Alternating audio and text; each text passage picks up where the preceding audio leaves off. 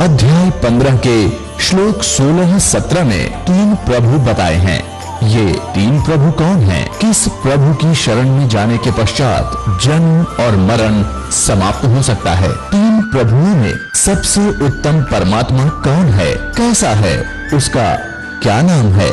इन सभी गूढ़ रहस्यों को जानने के लिए अवश्य सुनिए जगत गुरु तत्वदर्शी संत रामपाल जी महाराज के अमृत वचन। अब क्या कहते हैं कि मासा घटे न तिल बधे, किसी भी साधना से आपके प्रारब्ध के अंदर आपकी किस्मत में जो लिखे हुए आपके संस्कार हैं, जो आपके ऊपर कष्ट आने हैं, मृत्यु होनी है, वो बदल नहीं सकते। लेकिन पूर्ण संत, उस कवि परमात्मा का सच्चा नुमाइंदा, उसको खत्म करके मिटा करके ऊपर मेख मार देना, यानी फॉर एवर दोबारा पनप नहीं सकते। मेख मारन का अर्थ होता है। अब आपको उस परम पिता परमात्मा कबीर जी से प्राप्त इस सत भक्ति से जो लाभ हुए हैं, कुछ पुण्यात्माओं का अनुभव आपके सामने रूबरू करते हैं, वो सुनिएगा। सत सही अभी आपने परमात्मा से प्राप्त राहत उन श्रद्धालुओं के मुख कमल से सुनी। पुण्यात्मा, आप भी अध्यात्म मार्ग के अंदर बिल्कुल बच्चे हो, जिसमें आप इस ज्ञान से परिपूर्ण हो जाओगे, उसमें आपको जो भी आप कोठी, बंगले, कार, बैंक बैलेंस और यहाँ की जो संपत्ति एकत्रित करने में जो समय व्यर्थ करते हो, ये ऐसा लगेगा जैसे बालक, छोटे छोटे बच्चे खिलौनों से खेला करते हैं। जिस प्रकार परमात्मा अपनी वाणी में कहते हैं, होले सुहागन सुरता चार, मालिक घर जाना है हेतु तो। होले सुहागन सुरता चार, मालिक घर जाना है। नाले दोले ओड पैर लेकर 16 श्रृंगार, नाले दोले ओड पैर लेकर 16 श्रृंगार। आज नहीं तो तड़के परसों आवेंगे तेरे लड़ियार, मालिक घर जाना है हेतु तो। होले सुहागन सुरता तारे, मालिक घर जाना है। तेरे साथ किए कितनी जाली तू क्यों लारी वार, तेरे साथ की कितनी जाली तू क्यों लारी वार। ये गुड़िया खेलत जन्म गंवाया, लाया है नहीं बेचारे, मालिक घर जाना है हेतु तो। होले सुहागन सुरता तारे, मालिक घर जाना है हेतु तो। होले सुहागन सुरता तारे। सतगुरु हमारे बानिया है करते बनज बहारे, सतगुरु हमारे बानिया है करते बनज बहारे। बिन डांडी बिन पाल रहे, तेल दिया संसार, मालिक घर जाना है हेतु तो। होले सुहागन सुरता तारे, मालिक घर जाना है। अब परमात्मा आत्मा को जगा रहे हैं कि सुहागन आत्मा वो होती है जिसका विवाह हो जाता है, नाता जुड़ जाता है, जिसकी सगाई हो जाती है, मंगनी हो जाती है, और जिनका रिश्ता हो जाता है, मंगनी हो जाती है, सगाई हो जाती है, वही अपने पति के घर जाती है। और जब तक लड़की कुंवारी है वो पति के घर नहीं जा सकती। तो कहने का भाव ये है कि जिनको उपदेश प्राप्त हो गया है वो सुहागिन आत्मा होगी, परमात्मा से जुड़ गए वो। अब अपने जैसे यह रिवाज बनी हुई थी उसी आधार से परमात्मा ने ज्ञान दिया है कि जो लड़की अधिक दहेज लेकर जाती थी तो सास ससुर को अच्छी लगती थी। यहाँ की वैसे रीति ये गलत है, लेकिन फिर भी उसके आधार से ज्ञान समझाने के लिए परमात्मा ने बताया है। तो इसी प्रकार परमात्मा कहते हैं कि नाले धोले ओढ़ पैर लेकर 16 श्रृंगार, और दुल्हन को अच्छी तरह श्रृंगार कर भेजा करते थे, हर तरह से उसको आभूषण पहनाते थे ताकि उसकी छवि कुछ निखर जाए। तो परमात्मा कहते हैं आत्मा के जो गहने हैं, आभूषण हैं, ये वो नहीं है जो यहाँ के बनावटी होते हैं। शील, संतोष, विवेक, अक्षमा, दया, सुमन, भक्ति, दान, साधु सेवा, विनम्रता, ये गहने होते हैं सब एक आत्मा के। कहते हैं ये सभी आभूषण ग्रहण कर, और आज नहीं तो कल मृत्यु होगी, तुझे जाना होगा। फिर बताते हैं कि तेरे साथ की कितनी जाली, जिन महापुरुषों का मोक्ष हुआ, जिन्होंने जिस सत्र की साधना की वही क्योंकि इस कबीर परमात्मा के ज्ञान से तो उस समय कोई परिचित थे नहीं कि कौन कौन मुक्त हुए, ना वो विश्वास मानते थे कि सचमुच ये मुक्त हुए हैं। हम किन को मुक्त मानते थे? ध्रुव, प्रहलाद, मीरा बाई आदि जितने, उनके उदाहरण देकर बताए जाते हैं कि तेरे साथ की कितनी जाली, ध्रुव, प्रहलाद, मीरा बाई आदि ये महापुरुष, अब तुम क्यों लारीवार और गुडिया खेलत जन्म गवाया, तो लाया नहीं विचार। अपना जब तक ये तत्व ज्ञान से आप परिचित नहीं होते तब तक आपको यहाँ की कोठी, यहाँ की बैंक बैलेंस, बढ़िया गाड़ी, गांव में प्रभुता और खूब आदरमान हो, ये बहुत अच्छे लगते हैं। जिसमें आपको ये ज्ञान होगा उसमें आप देखोगे आपकी आत्मा एकदम यहां से उल्टी हो जाएगी। आपको अच्छे ही नहीं लगेंगे। ये कैसे नहीं लगेंगे? जैसे अब तो बच्चे ऐसा नहीं खेलते, अब तो सीधे स्कूल जाने लग जाते हैं, 3-4 वर्ष के होते हैं उसको स्कूल भेज देते। पहले पुराने समय में क्या होता था कि छोटे छोटे बच्चे खेलते रहते थे।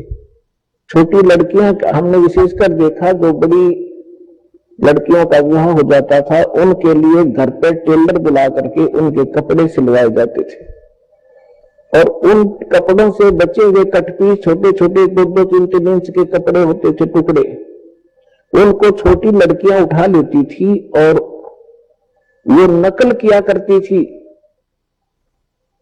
क्या नकल करती थी कि जैसे पहले क्या करते थे, हमने देखा हमारे विशेषकर ये रीति थी कि लड़की जब अपने ससुराल जाती थी उससे पहले उसका दुष्प्रचार करते थे, दहेज। उसमें कहते थे 30 कपड़े, सूट, टील बोला करते। आगे वालों की, यानी आगे ससुराल वालों में किसी सासू की, नंद की, पीतस की, तायस की, दादस की, ऐसे हो, फिर वो आगे वालों की, और 20 लड़की की, वो अलग अलग कपड़े रखे जाते थे। तो वो लड़की छोटी सी क्या करती थी, उन छोटे छोटे टुकड़ों को इकट्ठा करके और ऐसे ही अलग अलग रख लेती थी कि ये 30 आगे वालों की, ससुराल वालियों की, और ये 30 अरे गुड्डा बनाती है, गुडिया बनाती है, उनका ब्याह करती।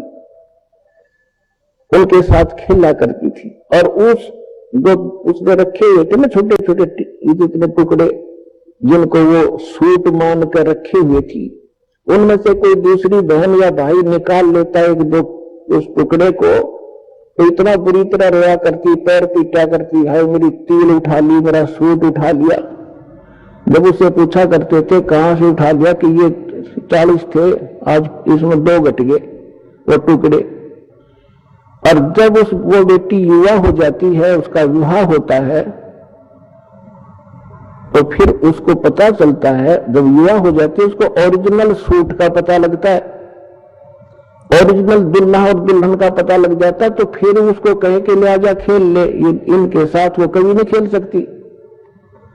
तो पुण्यात्माओं, आज जो आप यहाँ की संपत्ति, कोठी, कार, बंगला बनाने में अपना जीवन नाश कर रहे हो, ये गुड़िया वाला खेल खेल रहे हो। और जिस समय आपकी ये मैच्योर हो जाएगी, आपकी बुद्धि, आपके विचार परमात्मा के अध्यात्म ज्ञान से, फिर आपको कोई कहेगा ना ये कोठी बना ले, बंगला बना ले, आज एक प्लाट दिलाऊंगा, बस भाई इन तो सतलोक में प्लाट खरीद देंगे, यहाँ तो बतेरे खरीद लिए। कहते कोट जन्म तन भर मत होगे, कुछ ना हाथ लगा रे, कुकर सुकर खरबा बोरे, कौआ हंस बुगारे।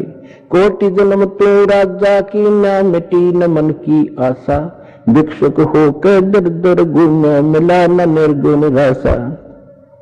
इंद्र कुबेर ईश की पदवी, ब्रह्मा वन भ्रमराया, विष्णुनाथ केलपुर को जाकर फिर भी वापस आया।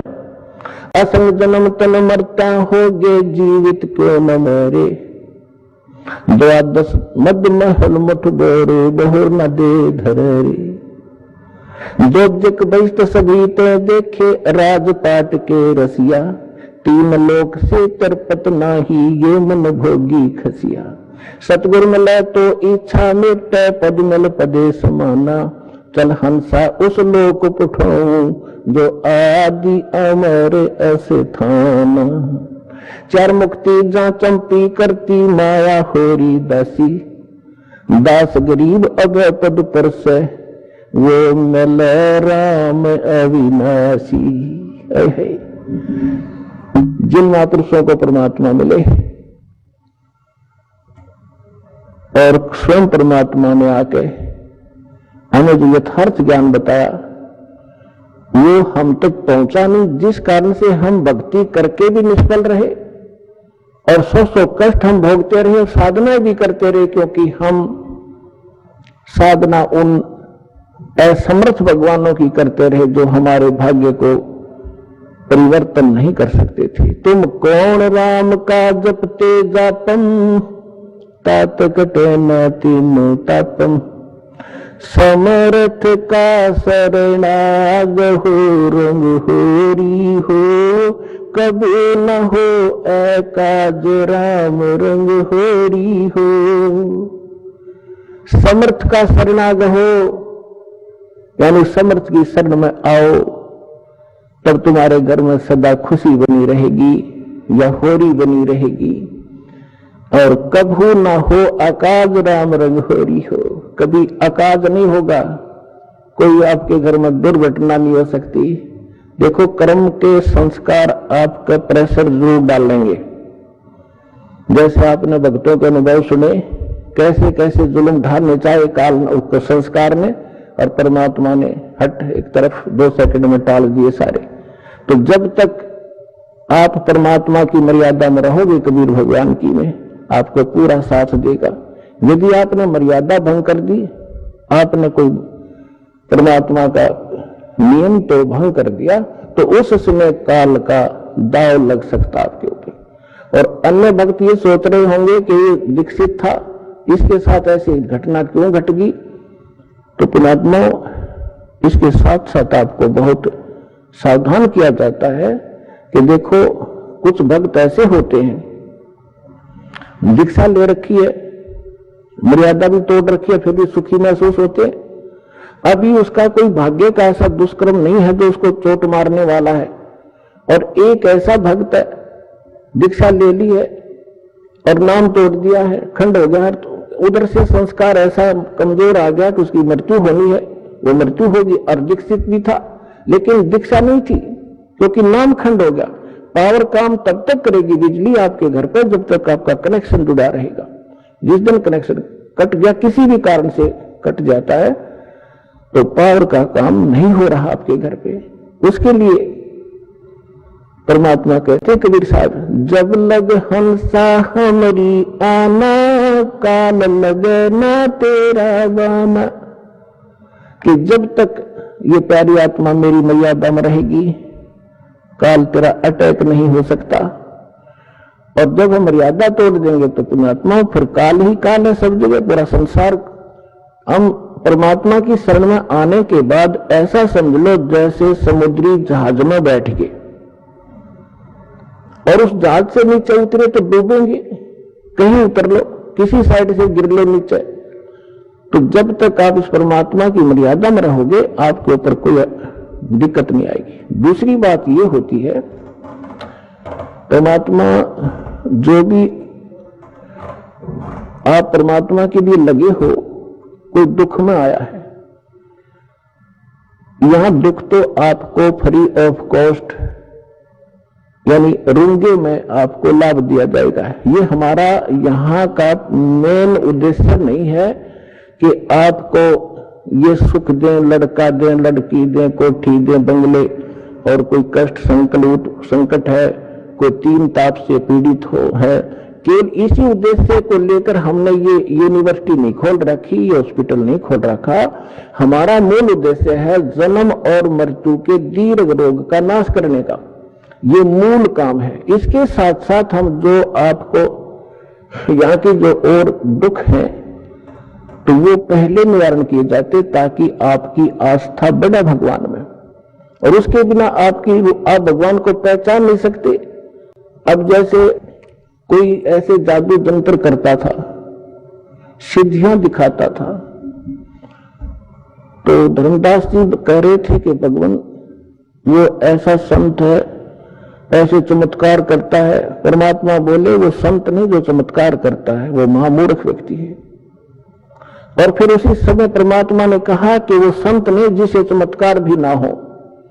ये परमात्मा एक तो चमत्कार करना, ये तो महामूर्ख व्यक्ति के काम है, क्योंकि उसने केवल सिद्धियां ही इकट्ठी कर रखी हैं जो उसके लिए भी घातक है और अन्य के लिए भी वो घातक है, क्योंकि उस पर आश्रित हो गया कि बड़ा महंत और संत होगा।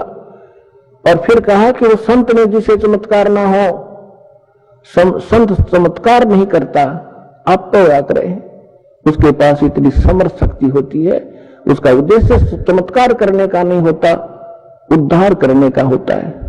और वो सुख वैसे ही होते हैं जिनको लोग चमत्कार मानते हैं, या तो बिना गिनती के होंगे आपके घर पर, क्योंकि यह समर्थ शक्ति का साथ रहेगा आपके साथ। तो क्या बताते हैं, तो परमात्मा हमें याद दिलाते हैं कि जब तक आप हमारी मर्यादा में रहोगे, आपको यहाँ के सारे सुख भी देंगे जिनको आप सुख मानते हो। अब पुणात्मा जो तीन ताप के कष्ट भी आपके कहीं नहीं कटे, यहां पर आप भक्तों के अनुभव सुनते हो, सब जगह चले गए थे, किसी में प्रेत था, किसी में जिन था, किसी पर कोई देव था, किसी के ऊपर कोई पीर तंग करता था, किसी में भैरव ऊदता था, सब जगह जा चुके थे, लेकिन यहां आके सुख हुआ। हम ये उद्देश्य नहीं रखते कि ये सुख दें, ये तब तो होंगे आपको, ये तो पहले होंगे, क्योंकि जब तक आपके पैर में कांटा लगा है तो कांटा निकालना हमारा उद्देश्य है, क्योंकि कांटा लगे पैर में जूता पहना नहीं जा सकता। अब जैसे आप पहले हम सुनते थे, किसी भी संत के पास दुखी जाता था तो पहले तो अपने जंतर मंत्र बताता, ये कर दो, वो बोल दो, 5 कपड़े रख दो, ऐसे श्राद्ध निकाल दो, ऐसा दान कर दो, मैं तुम्हारा मंत्र जाप करूंगा। जब कुछ नहीं होता था, लास्ट में ये कहते थे कि ये तो आपके भाग्य में लिखा हुआ, आपके प्रारब्ध का कष्ट है, ये तो भोगना ही पड़ेगा। और फिर भी कहता था राम नाम का जाप करते ही रहना। अपनी आत्माओं जैसे किसी के पैर में कांटा लगा हो, और वो किसी के पास जाता है, वो कहता है, कोशिश करता है, उसके पास औजार नहीं है, उस कांटे को निकाल दे, और वो कहे कि कांटा तो निकल नहीं रहा, ये तो लगा ही रहेगा क्योंकि गहरा चला गया है, अब ले जूता पहन ले, आगे कांटा नहीं लगेगा। तो कांटा लगे पैर में जूता नहीं टिक सकता, पहले कांटा निकले और फिर उसको सलाह दी जा कि फिर जूता मत निकाल देना, नहीं तो ये पीड़ा फिर आ जाएगी आपके ऊपर। तो फिर वो व्यक्ति उस पीड़ा से परिचित है और फिर वो कभी जूता उस मार्ग में निकाल लगेगा। तो पुण्यात्मा, जो दुखी व्यक्ति यहां आते हैं सौभाग्य उनका, जो सुख में आते हैं उनका भी सौभाग्य है, लेकिन जो दुख में आते हैं वो ज्यादा स्थिर होंगे, क्योंकि सुख तो होगा ही होगा। ये तो सुखदायी भगवान है, समर्थ परमात्मा है, सुख का सागर है, ये दुख नहीं देता, और सुख इतना देगा बहुत गना आपको। और फिर थोड़ा सा यहाँ गाइडलाइन इसलिए दी जाती है क्योंकि आप मार ना खा जाओ भक्ति मार्ग में, इस मार्ग पर टिका रहना कठिन है। उसके लिए आपको ये फाउल पॉइंट बताए जाते हैं और साथ में गाइडलाइन दी जाती है जो आपके भक्ति मार्ग में सहयोगी होंगे। कुछ भक्त हमारे अन्य दुखियों को लाते हैं अपने पड़ोस से, रिश्तेदारों को समझा बुझा के, चलो वहां ठीक हो जाओगे, चलो वहां ठीक हो जाओगे, जाते सुख हो जाएगा, स्वस्थ हो जाओगे। तो पुण्यात्माओं, क्योंकि आपको मालूम है कि यहां से होता है, लेकिन जो केवल यहां इसी उद्देश्य से आता है कि मैं ठीक हो जाऊं बस, तो उसका अगले उद्देश्य से भी परमात्मा परिचित है कि ये केवल झाड़ा लवान आया है, अब ये ठीक होया फिर दोबारा नहीं आएगा। तो परमात्मा पुण्यात्मा, इस दास ने 1992 से लेकर आज तक इस परमात्मा के से काफी निकट सानिध्य का अवसर मिला है, और जो मालिक ने परमात्मा की शरण में इस दास के माध्यम से आने वाले भक्तों के सुख देखे हैं वो अद्वितीय है। लेकिन हमारी जब तक हम ज्ञान से परिचित नहीं होते तो आप कभी भी डगमग हो सकते हो। एक गांव में हमारा भक्त था, उसके यहां हम सत्संग करने जाते थे, 3-3 दिन का पाठ करते थे, जैसे यहां 3 दिन करते हैं वो पर एक घर में किया करते थे, क्योंकि इस सत भक्ति को हमने बेस बनाकर चलाना पड़ा। एक घर में 3 दिन और 2-2 टाइम सत्संग करते, घर वाले आ जाते, अड़ोस पड़ोस के आ जाते, वो रिश्तेदारों को बुला लेते, तो उनको 3 दिन तक परिपक्व करते ज्ञान से। पहले दिन तो वो कुछ बेदकते, फिर धीरे धीरे सेट हो जाते और फिर उनके सुख देखते। तो उसके पड़ोस में एक लड़की थी, उसके दोनों किडनी खराब हो गई, चारपाई पर लेटी हुई, सारे सोजस आई हुई। उसने कहा कि आ जाओ, तुम नाम ले लो और ठीक हो जाओगे, हमारे गुरु जी से उपदेश ले लो, इनके भगवान कबीर साहब ठीक कर देते हैं। उन्होंने उस लड़की को ले आई, उन्होंने दीक्षा ले ली, फिर कहा, हमने कहा कि एक पाठ कराओ, फिर हम घर में ही करते थे। हम पाठ करने गए 10 दिन के बाद, वो लड़की ऐसे चारपाई पे लेटी हुई, 10-15 दिन उसने थोड़ा बहुत नाम जाप जैसा किया। हम गए तो वो उठाकर लाए उसको, दास भी 3 दिन रहता था घर घर पे। मैंने कहा, बेटी तू उठ और बर्तन साफ कर। भगत आए हुए खाना जैसे ऐसा भंडारा होता था छोटा, 10-20 भगत 50 भगत आते थे आसपास के, बर्तन साफ कर। तो उसके घर वाले कहने लगे भक्तों से कि तो बैठ तो सकती नहीं, कैसे बर्तन साफ करेगी। तो कहा कि आप एक बार इसको बैठाओ, जो आदेश है मालूम करो।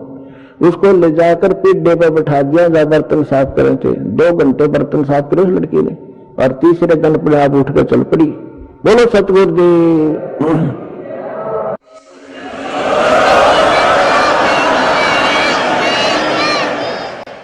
तो उसको क्या हुआ, कति स्वस्थ होगी, शादी होगी, और फिर नाम छोड़ दिया, आना बंद कर गए।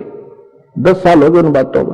तो कहने का भाव ये है कि ये परमात्मा आपको आते भी सुख दे सकता है, लेकिन आप केवल झाड़ा लवान की आदत पड़ गया आपने, एक बार ठीक हो जाओ फिर कोई जरूरत नहीं आने की। और हमारा उद्देश्य ये है कि ये तो सुख आपको मिलेगा ही मिलेगा, लेकिन हम बार बार आपको यहां बुला करके आप भक्ति से और ज्ञान से परिपक्व करना चाहते हैं, ताकि आपके संस्कार भक्ति वाले बढ़े। एक कष्ट तो आपका दूर होगा, तो आपके तो जीवन में 20 और हैं ऐसे ऐसे, फिर वो तोड़ देंगे दे आपकी, वो बुरा हाल कर देंगे। तो पुण्यात्मा ये ना समझना कि आप ठीक नहीं होंगे, सभी ठीक होंगे, लेकिन परमात्मा अपने हिसाब से करेगा और लेकिन आप पर आपत्ति नहीं आने देगा। तो इसलिए आप परमात्मा के इस ऑपरेशन में जो कर रहा है इसमें ऑब्जेक्शन मत करना। जैसे कोई रोगी है और डॉक्टर के पास जाता है, डॉक्टर अपने हिसाब से कर रहा है, तो उसमें बीच में अगर मरीज अपनी टांग अड़ावे कि ना ऐसे नहीं ऐसे कर दे तो वो काम बिगाड़ देगा, वो ऑपरेशन खराब हो जाएगा उसका। तो परमात्मा आपको सुख देगा, आपके सिर पर हाथ रखेगा, आपके बच्चों की सुरक्षा करेगा और आपको मोक्ष देगा। आप विश्वास के साथ लगे रहना। बोलो सतगुरुदेव।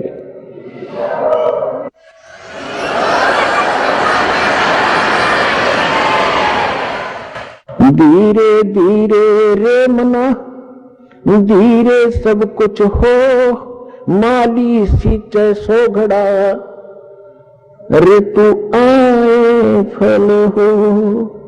अभी तक तो आपने बबूल बो रखी थी, सबने गलत साधना शास्त्र विदिता कर मनमानी साधना करते थे।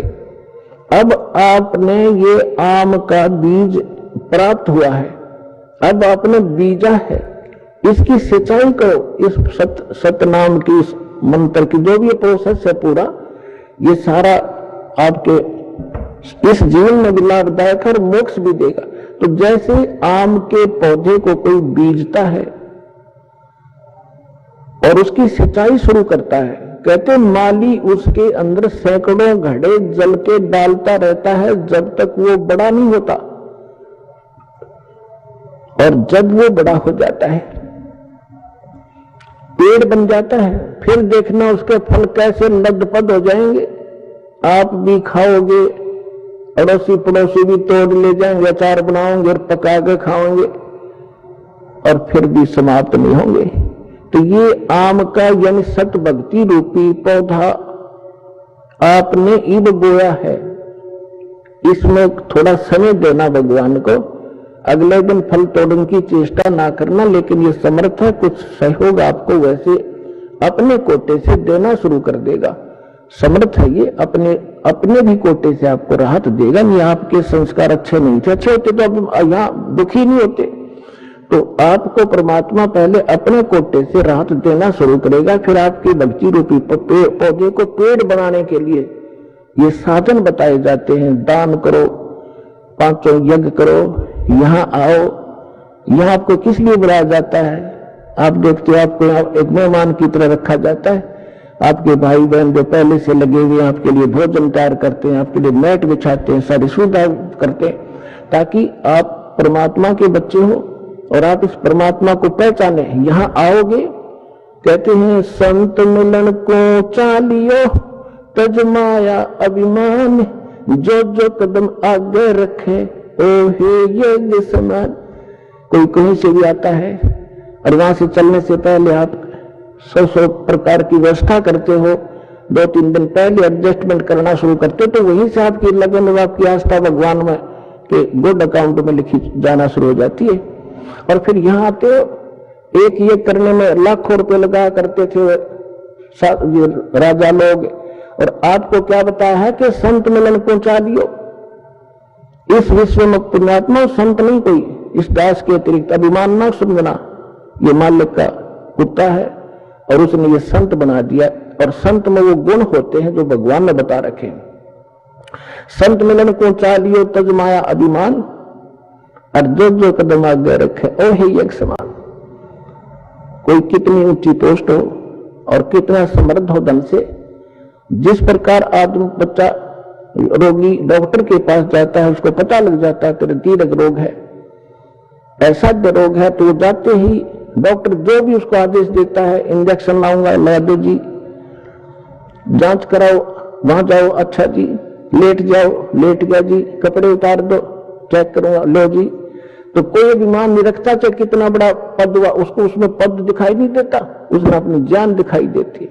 तो यहां जब आप इस परमात्मा के लिए चलो, एक बालक बनकर, एक अधीन, एक रोगी समझ के, वैसे तो आपको ज्ञान हो जाएगा धीरे धीरे जीव की औकात क्या है।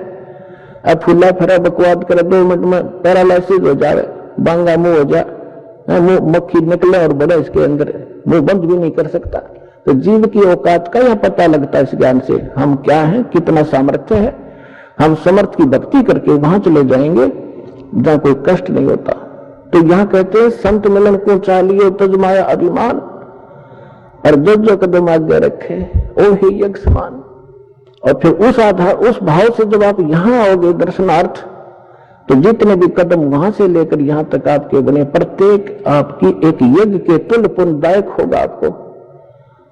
और फिर यहां पर 5 यज्ञ करवाई जाती हैं। प्रथम एक यज्ञ है धर्म की, आपका जो पैसा दान आता है, यहाँ भंडारे खुले चलते हैं, कहीं शेड लगाया जाता है, पंखे लाए जाते हैं, आपके लिए सारी व्यवस्था होती है। तो जैसा कि आप पुराणों में पढ़ा करते थे, शिव पुराण, विष्णु पुराण में आपको बताया है कि श्राद्धों के विषय में जानकारी दी है कि यदि कोई योगी को भोजन करा दिया जाए, योगी ये नहीं होता जो पेट का पानी अलागा दिखा दो, ऊपर न पैर करके खड़े हो जाए, नहीं। योगी माने परमात्मा से मिलने की जो चेष्टा सत भक्ति कर रहा है, साधक, सत्य साधक को योगी कहते हैं, भक्त। तो जो एक भक्त को भोजन करा दिया जाए तो 1000 जो ब्राह्मण बुला रखे हो ना सारा आत्म जीवने के लिए, उनका भी उद्धार करे और यजमान का भी करे और उन पितरों का भी करे जिसके लिए तुम प्रयत्न कर रहे हो। और यहाँ आप सारे योगी हो, और यहाँ जो आपके निमित्त दान होता है, फिर आपको भोजन भंडारा होता है, तो इससे आपका भी उद्धार, आपके पितरों तक का उद्धार हो जाएगा। तो आपके द्वारा जो दिया गया दान है आपको यहाँ सफल करेगा। जैसे परमात्मा हर प्रत्येक ग्रंथ बताता है कि कुपात्र को किया हुआ दान व्यर्थ होता है और सुपात्र को दिया हुआ दान सफल होता है। फिर परमात्मा साथ साथ बताते हैं, एक यज्ञ है धर्म की, दूसरी यज्ञ है ध्यान, और तीसरी यज्ञ हवन की, चौथी यज्ञ परिणाम, और 5वीं यज्ञ ज्ञान की। तो यह 5 यज्ञ करवाए जाते हैं आपको। आप प्रणाम यज्ञ है, जैसे आप दंडोत प्रणाम करते हैं, लेकिन हृदय से करे, देखा देखी करी उस प्रणाम का पुण्य नहीं मिलेगा। जैसे परमात्मा की वाणी में लिखा है, जय गोपाल दंडवत करो, बाएं पैरों पर प्रणाम, पर दुआ करो दिल पाक से, असला असल सलाम। पाक दिल से, सच्ची श्रद्धा से प्रणाम करो, नम्रता से। नम्र देखो, प्रणाम का उद्देश्य क्या है? आपको विनम्र बनाने के लिए कि इंसान में अभिमान ना रहे, और जब तक अभिमान रहेगा भगवान प्रसन्न नहीं हो सकता। और जैसे रावण ने जो साधना भक्ति की, पुण्यात्मा आप तो लाख जन्म नहीं कर सकते, इतनी कुर्बानी यहां से काट कर चढ़ा दिया, लेकिन एक त्रुटि रही, उसने अभिमान नहीं गया, और वो अभिमान उसको खा गया, लेकर डूब गया। कुल का नाश कराया, अपना नाश कराया, भक्ति नाश करा लिया। तो सबसे पहले अपने भगत के अंदर आधीनी होनी चाहिए। एक प्रमाण बताया है परमात्मा ने, एक उदाहरण दिया है। एक अजाजील नाम का भक्त था, साधक था। अब जैसा हमने गुरु मिलते हैं, हम उन गुरुओं को कंप्लीट मान के, संपूर्ण मान के उसके आदेश का पालन कर लेते हैं। जीव की तो इतना ही काम होता है श्रद्धालु का। अब इन्होंने क्या कर रखा है कि राम नाम की गाड़ी की बिराना टिक रखी है। किसी ने एक पहिया ले रखा है, व्हील, उसको घुमा रखा है, ये राम नाम की गाड़ी, तुम भी बताओ उसको। किसी ने स्टीयरिंग ले रखा है, क्या राम नाम की गाड़ी है। अब जैसे कोई हवन करते फिरते हैं, कहते यह भक्ति है। कोई सुबह शाम के नित्यनेम कर लेते, छोटे मोटे गीता का, कोई वेदों का, कोई कहते ये भक्ति है। ये सारी मिलाकर भक्ति बना है। तो उसको एक पहिया दे रखा था, उसके गुरु ने बेटा प्रणाम कराकर, और प्रणाम करने से तेरा स्वर्ग में वास हो जाए। क्योंकि ये जो यज्ञ है, जब तक हमें सत्साधना न मिलती है, स्वर्ग तक की साधना है। लेकिन हम इन यज्ञों को स्वर्ग के लिए नहीं, अपने मोक्ष के लिए प्रयोग करेंगे। हम जिसका हमारे ऊपर कर्जा है, उनको ये पकड़ा देंगे कि आप अपना ये ऋण पकड़ो, हमने तुम्हारे लोक में वो रेस्टोरेंट नहीं चाहिए, हम आगे को चलने वाले हैं। इस अजाजील ने अपने जीवन काल में पहले लाखों वर्षों की आयु होती थी, 1 अरब प्रणाम की, दंडवत प्रणाम, लेट लेट कर। और जब वो ऊपर गया, विष्णु जी को इष्ट मानता था, विष्णु जी के लोक में गया। अपने अपना जो भी क्रिया आप यहां कर रहे हो, जैसा भाव आपका है, आपकी भी ऐसी परीक्षा होगी त्रिकुटी पर जाकर, और जैसी श्रद्धा आपकी इस दास के प्रति यहां होगी, ऐसी वहां होगी, तो वहां परमात्मा आपको इस दास के रूप में मिलेगा। तो अजाजिल नाम का वो श्रद्धालु जब प्रणाम करता था, प्रणाम यज्ञ किया करता था, उसमें इतनी भक्ति उस सतर की जो स्वर्ग तक जाने की और वहां पर पद पोस्ट पाने की, इस प्रणाम यज्ञ से इतना संग्रह हो गया उसकी भक्ति कि विष्णु जी के लोक में जब गया तो विष्णु जी ने कहा कि भाई बहुत ज्यादा भक्ति की तूने, यानी बहुत अच्छी साधना की बच्चा। साधना के अंदर सारा कुछ आ जाता है। तो उसने कहा जी हाँ, साधना खूब की, 11 अरब बंदगी कर रखी मैंने। तो विष्णु जी ने कहा कि अभी तेरे अंदर तो बड़ी सिद्धि भी आ गई है। अच्छा जी, हाँ, एक बच्चा बना दे, एक लड़का उत्पन्न कर। उसने कहा जी कैसे करूं, मुझे तो पता नहीं। तो भगवान ने कहा विष्णु जी ने कि ये कह दे कि नर भव। उसने ऐसे कह दिया नर भव। एक जवान लड़का सामने खड़ा हो गया। तो भगवान विष्णु ने कहा कि ये तेरे वचन से उत्पन्न है और ये तेरा पुत्र हो गया, वचन का पुत्र हो गया। बोला अच्छा ठीक है, और खुश हो गया कि देख मेरे में कितनी शक्ति होगी। जैसे हम सुना करते थे कि वाल्मीकि जी ने जब सीता गर्भवती थी, सीता जी, और वो निकाल दी थी भगवान रामचंद्र जी ने, वाल्मीकि जी के आश्रम में गई थी, और वाल्मीकि जी उसके एक लड़का उत्पन्न हुआ था, लव, उसका नाम रख दिया। फिर काफी लंबी कहानी तो आप में सब ने पता है। फिर वाल्मीकि जी ने एक लड़का कुश से बना दिया था अपने वचन से।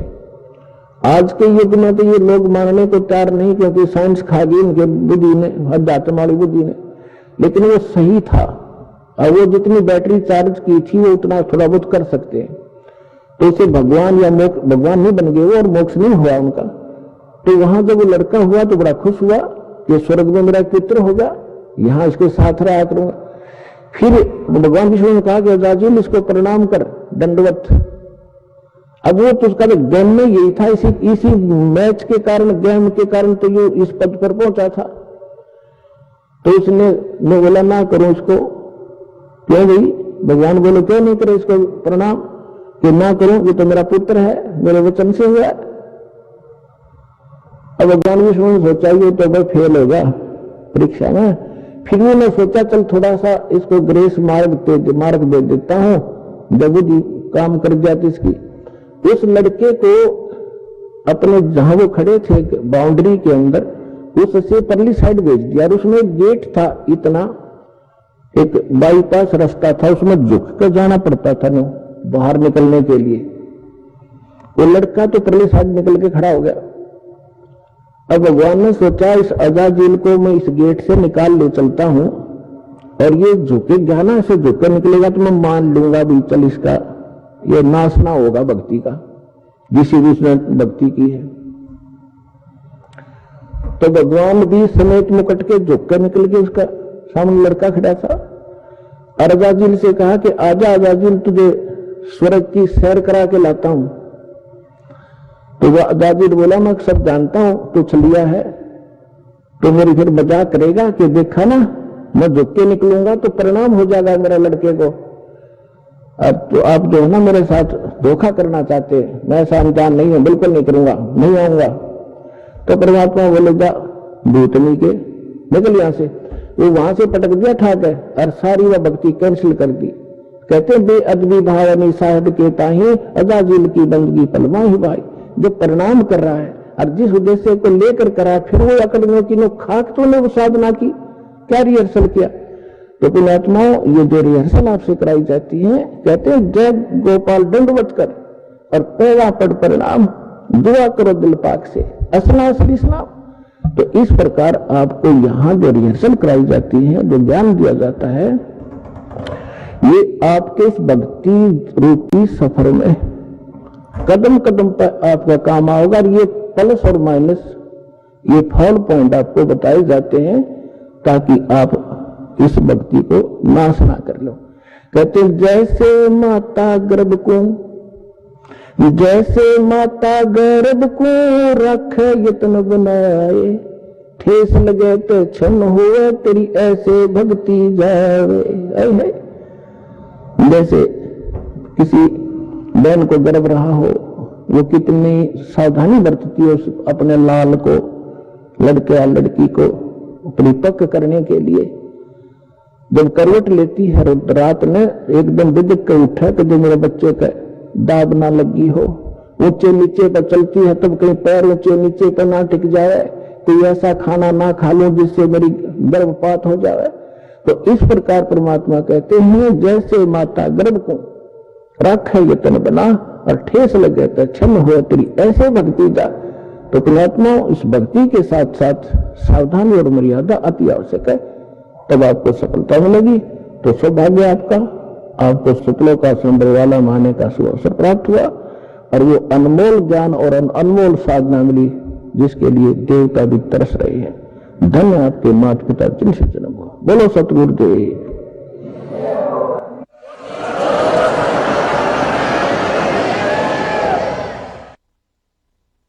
परम पिता परमात्मा पूर्ण ब्रह्म सर्व सृष्टि रचनहार कबीर देव कबीर परमेश्वर जी की असीम रजा से आप सभी पुण्यात्माएं सत्संग सुनने के लिए उपस्थित हुए।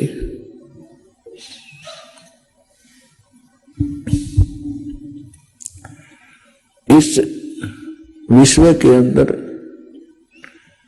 प्रथम तो मानव जन्म दुर्लभ है और दूसरा सतगुरु सत्संग मिलना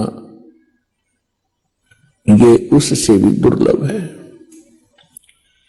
तो आप पुण्यात्माओं को वो दोनों ही पदार्थ सुलभ हैं। मानव शरीर प्राप्त है, सतगुरु और सत्संग प्राप्त है। तो पुण्यात्माओं आप बहुत ही पुण्यकर्मी प्राणी हैं। यदि सतगुरु नहीं मिलते, आप कितने ही पुण्यकर्मी होते, आपके सभी पुण्य एक दिन अक्षीण हो जाने थे।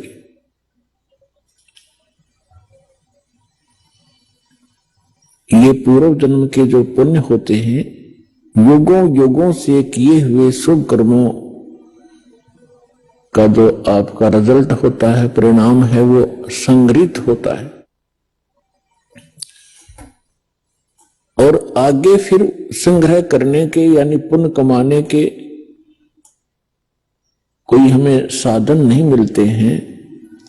तो उस पुण्यकर्मी प्राणी जो पूर्व जन्म से युगों युगों से पुण्य इकट्ठे किए हुए है, उसकी ऐसी स्थिति होती है जैसे इन्वर्टर की बैटरी चार्ज कर ली जाए और चार्ज फुल होगी और फिर चार्जर उसका है नहीं, आगे चार्जर नहीं लगाया या कोई कनेक्शन नहीं है उसका बिजली से, चार्जर भी लगा रखा है तो कनेक्शन ठीक ना हो, लाइट ना हो उस स्विच के अंदर, तो फिर क्या कैसा महसूस होता है, कैसे लगता है, उसके साथ कैसा धोखा होता है। बैटरी पूर्व जन्म की चार्ज पहले की चार्ज है, इन्वर्टर चल रहा है, पंखे भी चल रहे हैं, बल्ब भी जग रहे हैं और आगे इन्वर्टर भी लगा हुआ है, आगे चार्जर भी लगा दिखाई दे रहा है, स्विच में लगा रखा है, स्विच में लाइट है नहीं, पावर नहीं है उसके अंदर। तो उसको कब पता चलेगा?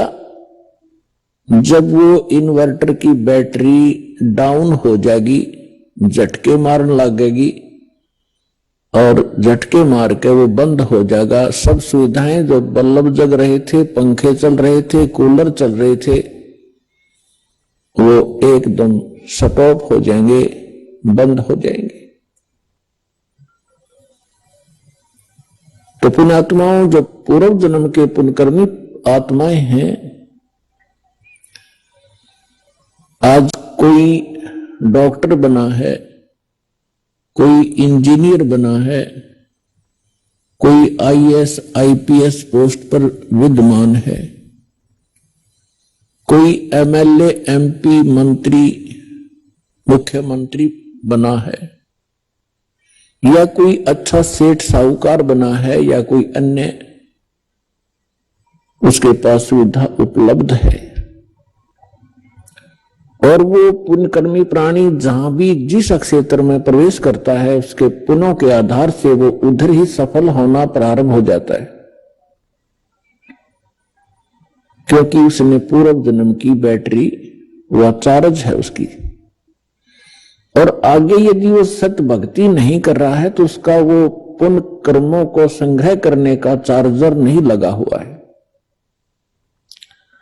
और गलती से वो कोई साधना कर रहा है या कोई संत गुरु बना रखा है, उसके बताए अनुसार जो साधना कर रहा है, तो वो चार्जर ठीक नहीं, उसमें लाइट है नहीं। परिणाम के तौर पर उदाहरणार्थ आपको बताते हैं कि गीता अध्याय नंबर 16 के श्लोक नंबर 23 और 24 में ये स्पष्ट किया है कि अर्जुन शास्त्र विधि को त्याग कर जो मनमाना आचरण करते हैं, यानी मनमानी पूजाएं करते हैं, उनको न सुख होता है, न उनको कोई सिद्धि प्राप्त होती है, और न ही उनकी परम गति होती है, अर्थात यूजलेस।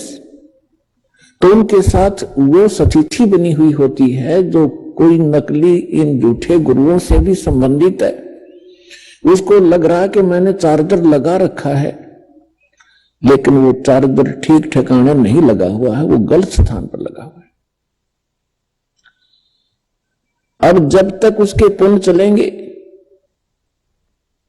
और उसको सभी सुविधाएं उपलब्ध रहेंगी, और ये सोच रहा होगा वो व्यक्ति जो धार्मिक प्रवृत्ति का है कि मैं जो पूजाएं कर रहा हूं, जो साधना कर रहा हूं, या तो कोई गुरु बनाकर किसी संत पंथ में जाकर, या वैसे अपना कोई देवी देवता मनाकर जो भी वो आध्यात्मिक क्रियाएं करता है, वो ये सोच रहा होता है कि मुझे इन्हीं क्रियाओं से ये लाभ मिल रहा है। अब उस स्थिति में उसको कोई हमारा भक्त जाकर समझाने की चेष्टा करे कि आपकी भक्ति ठीक नहीं, आपके साधन जो है भक्ति के ये व्यर्थ है, तो वो व्यक्ति बिल्कुल मानने को तैयार नहीं, क्योंकि उसको अध्यात्म ज्ञान का अभाव है। और वो ये कहेगा कि मुझे सब सुविधाएं उपलब्ध हैं, अच्छी पोस्ट है, बच्चे भी अच्छे पढ़ रहे हैं, उनको अच्छी पोस्ट प्राप्त हो गई है, मेरे को सब सुख है, ये मेरे गुरुदेव की कृपा है, मेरे इष्ट देव की कृपा है। तो पुण्यात्माओं, उसको उस समय पता चलेगा जब उसकी पूर्व जन्म की बैटरी समाप्त हो जाएगी, डाउन हो जाएगी, डिस्चार्ज होगी। उसमें देर बहुत हो चुकी होगी, फिर उसके सामने रोने के अतिरिक्त कुछ भी शेष नहीं बचेगा। इसके लिए दास बार बार प्रार्थना कर रहा है कि कम से कम जो दास आपके गुरु जी के विषय में, आप जी की साधना के विषय में कोई टिप्पणी कर रहा है, आप उसको आलोचना मानते हो, उस आलोचना को कम से कम कंपेयर कर लो कि ये सरफरा व्यक्ति क्यों बार बार हमारी साधनाओं को गलत बता रहा है, इस उद्देश्य से देख लो। लेकिन इधर सोचना भी पसंद नहीं करते वो भोली आत्माएं। और अब दास देख रहा है, जिनको आज से 10 वर्ष पहले हमने कहा था कि तुम्हारी साधनाएं गलत हैं, उन्होंने बात करना भी पसंद नहीं किया था, आज वही रोते हुए आ रहे हैं। कि काश हम उस समय आपकी बात को स्वीकार कर लेते, इतना विनाश ना होता। परमात्मा ये कहते हैं, कोई बात नहीं, पीछे गई सो जान दे, ले रहती को राख, नहीं तो ये रही रही भी जाएगी उस गई गई के साथ। तो परमात्मा ने ये ऐसा ज्ञान दिया है और आपको बुद्धि दी है, मानव समाज को एक विशेष विलक्षण बनाया है आपको, कि आप इस अध्यात्म मार्ग को और सदग्रंथों को आसानी से समझ सकते हैं। तो पुण्यात्माओं, जब तक इस प्राणी के पुण्य चलते हैं तब तक तो इसको सब सुविधाएं होती हैं और ये सोचता है कि मैं जो साधनाएं कर रहा हूं इन्हीं से मैं सब सुख उपलब्ध कर रहा हूं। लेकिन अब इस तत्व ज्ञान के पैमाने से इसकी रोशनी में आप देखोगे, फिर आपको पता चलेगा कि जिन गुरुओं को आप गुरु मानते थे और सतगुरु मानते थे, वो बिल्कुल नालायक आदमी थे, उनको कख भी पता नहीं। एक टीचर अपने सिलेबस से परिचित नहीं है, उसको टीचर कहा जा रहा है, क्योंकि विद्यार्थी को अगर ये इतना ज्ञान हो कि वो टीचर को ही पहचान ले, तो वो तो विद्यार्थी रहा ही नहीं। तो टीचर की कोई त्रुटि को टीचर ही बता सकता है। ये दास भी स्पिरिचुअल टीचर है, और जिन गुरुओं से आप संबंधित हैं उनको भी आप स्पिरिचुअल टीचर ही बताते हो, आध्यात्मिक गुरु कहते हो। और दास कहता है कि ये सब झूठे और नकली ज्ञान को प्रचार कर रहे हैं, इनको कोई ज्ञान नहीं अध्यात्म मार्ग का। दास ने कोई शौक नहीं, कोई लालच और लोभ नहीं, या किसी स्वार्थवशी मैं उनको उनके ज्ञान को और उनकी साधना को गलत बता रहा हूं, एक परमार्थी कर्म कर रहा हूं। जैसे किसी टीचर ने 2 दूना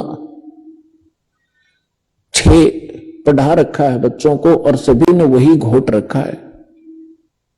अब दूसरा टीचर आता है, वो उनसे पूछता है कि 2 दूना क्या होता है, 2 जमा 2 कितना होता है, या 2 गुना 2 कितना होता है। और वो सभी एक सुर में बोलते हैं 2 गुना 2 6। तो उस टीचर का क्या कर्तव्य बनता है कि नहीं बच्चों, 2 गुना 2 4 होता है, 6 नहीं होता। आइए अब हम उन श्रद्धालुओं के अनुभव जानते हैं जो जगत गुरु तत्वदर्शी संत रामपाल जी महाराज जी से दीक्षा प्राप्त कर चुके हैं तथा उनके द्वारा बताए गए भक्ति मार्ग पर चल रहे हैं। बहन जी नमस्कार। नमस्कार सर जी, क्या नाम है आपका? मेरा नाम शीतल परमार है। शीतल जी, कहाँ से आए हैं आप? मैं नाला सोपारा मुंबई से आई हूँ सर। संत रामपाल जी महाराज से नाम दीक्षा कब लिया आपने? संत रामपाल जी महाराज से नाम दीक्षा 2012 20 फरवरी को ली। संत रामपाल जी महाराज से नाम दीक्षा क्यों लिया आपने?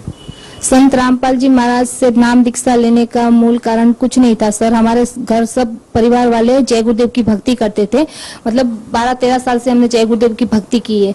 और फिर हमारे फर्स्ट बार हमारे ससुर जी जो हैं वो गए थे, वो लेके गए थे, नानाराम भगत जी हमारे गाँव से हैं, वो लेके गए थे उनको। तो फिर हमारे पूरे परिवार वाले, पूरे घर वाले सब हंसने लगे उन पे कि ये क्या कर रहे हैं, 12-13 साल भक्ति करने के बाद अभी कहाँ जा रहे हैं। हम लोग सब उनको देख देख के हंसने लगे। तो हमारे ससुर जी ने सोचा कि ऐसे तो काम बनेगा नहीं, ये रंग बहुत अच्छा चढ़ा हुआ है उनको जय गुरुदेव का, तो ये मानने वाले हैं नहीं। तो उन्होंने सेकंड टाइम जब वो बरवाला आश्रम गए, गुरुजी से 2-4 फेरी लगानी रहती है तब सतनाम मिलता है। तो सेकंड टाइम गए हमारे ससुर जी, तो वो चिप लेके आए, वहां से मेमोरी कार्ड लेके आए भरा हुआ। तो वो हमारे ससुर जी ने लाके वो रेडियो में लगा के फिर उन्होंने लाउड स्पीकर पे हम सारे घर वालों को सुनाना चाहा। लेकिन वो परमात्मा की वाणी थी, गुरुवाणी थी, वो दिल छू जाती है। तो हमने मतलब हमको अच्छी लगने लगी वो वाणी। तो हम लोग पानी भरने जाते थे, वहां पे बाजू में थे, तो पानी भरने पे जो 15 मिनट लगता था पानी भरने में, वो हम वहां जाके 1-1 घंटा लगाते थे कि वो क्या कहना चाहते हैं। गुरुजी की वाणी बहुत अच्छी लगती थी हमें। सुनते सुनते इतना अच्छा लगा कि 10-15 दिन बाद मैंने सुनी वो वाणी। तो फिर हमारे देवर जो है वो इंजीनियर है, कंप्यूटर इंजीनियर, वो जो आए वहां से क्लासेस करके, तो मैंने बोला प्रकाश जी एक काम करो, ये जो बासा लेके आए हैं गुरुवाणी, ये आप मेरे मोबाइल में ट्रांसफर कर दो या फिर कैसे भी करके मेरे मोबाइल में छोड़ दो आप, ताकि मैं उसको लगा के सुनूं। मैं एमरोटी का काम करती थी, तो वहां पे एमओटी का काम करते करते मैं अपने कान में लगा दिया करती थी सर। तो वो सुनते सुनते मतलब 1 महीना बीता, 2 महीना बीता, मतलब इतना ज्ञान हो चुका है मुझे, मतलब फिर भी मतलब ये होता है ना, रंग चढ़ा हुआ है। तो 3 महीना मैंने कंटिन्यू वो ज्ञान सुना गुरुजी का। 3 महीना ज्ञान सुनने के बाद इतनी दृढ़ता आई मेरे में कि मैं संत से रामपाल जी महाराज से नाम दीक्षा लेना चाहती हूँ। तो मेरे ससुर जी बोले, बेटा अब तो चल, मेरा तो सतनाम भी मिल चुका है, अब तो चल। तो मेरा ठीक है। हमारे घर वाले सब जुड़ चुके थे संत रामपाल जी महाराज से, लास्ट मैं बची, सबसे बड़ी मैं हूँ। मैं इतनी दृढ़ता थी कि मैं तो मेरे गुरु नहीं बदलना चाहिए, गुरु बदलो और खसम बदलो एक बात है, तो मुझे गुरु नहीं बदलना चाहिए, मतलब ये धारणा फिट हो चुकी थी मेरे अंदर। तो मैंने सोचा कि नहीं, मुझे गुरु नहीं बदलना। ठीक है, इतना ज्ञान सुनने के बाद, परमात्मा की इतनी अच्छी वाणी सुनने के बाद मैंने रहा नहीं गया।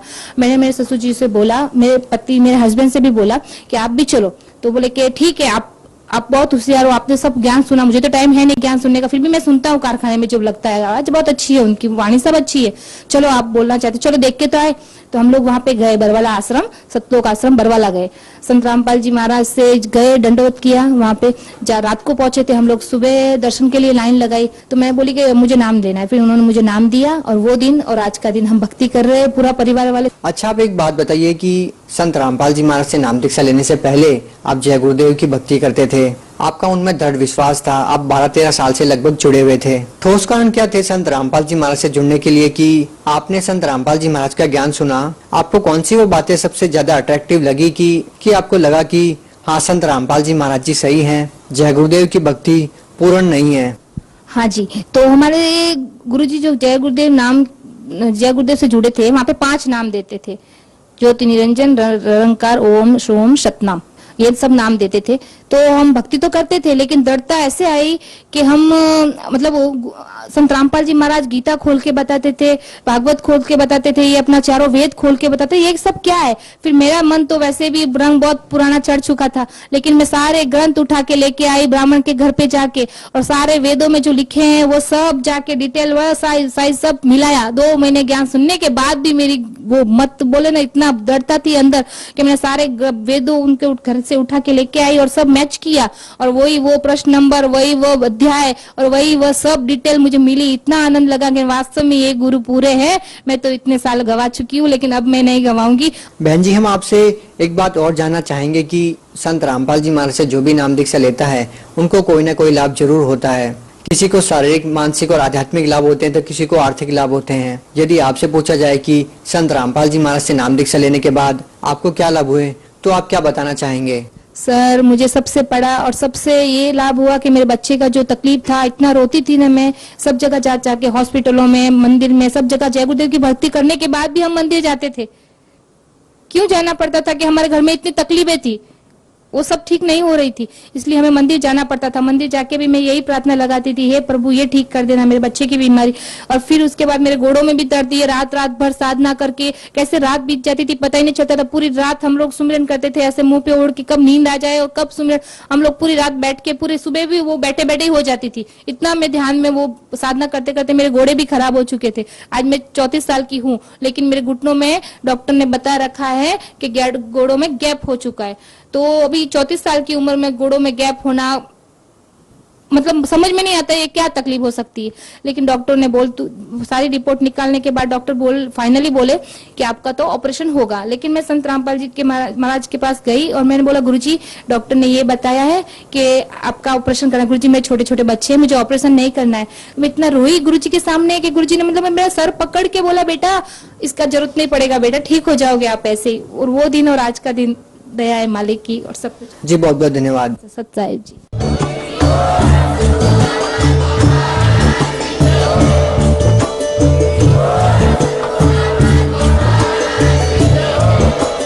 आप सुन रहे थे जगत गुरु तत्वदर्शी संत रामपाल जी महाराज जी के मंगल प्रवचन। अधिक जानकारी के लिए विजिट कीजिए हमारी वेबसाइट www.jagatgururampalji.org। संत रामपाल जी महाराज जी के शुभ आशीर्वाद से पूरे विश्व भर में 500 से भी ज्यादा नाम दीक्षा केंद्र हैं, जिन पर संत रामपाल जी महाराज जी द्वारा ऑनलाइन निःशुल्क नाम दीक्षा दी जा रही है। अपने नजदीकी नाम दीक्षा केंद्र का